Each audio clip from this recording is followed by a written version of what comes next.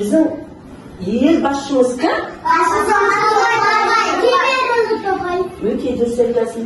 Ал енді біздің елордамыз қай қала? Астана.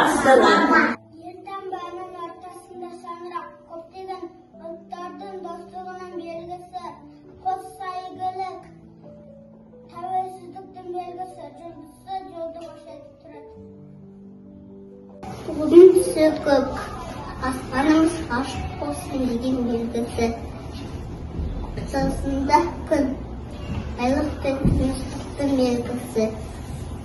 Сол астында қыран қыз, тәуелсіздіктің белгісі. Сол жағында ой-өрнек, өнерді,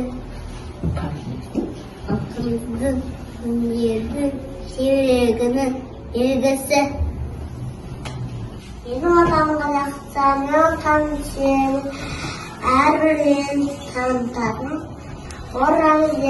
рәміздерін кейін елтаңба туды. Балалар, фильмнің авторлары сөзін жазған Жұмекен Нәжімеденов, әнін жазған Шамшы Алдая.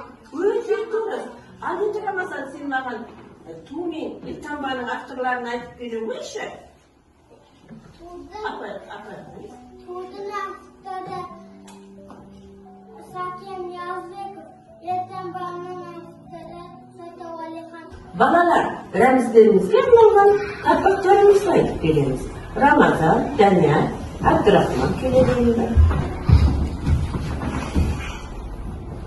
Әнұранды шырқағанда жүрек тулап соғады. Отаным деп мақтанамын, мақтан судап жалауым. Қол аспанда көп мүмбет. Қазақстан жалауы, көгемес отепен тек елдің ашық қабағы. Біздің тудың бояуы, айнымай аспаннан.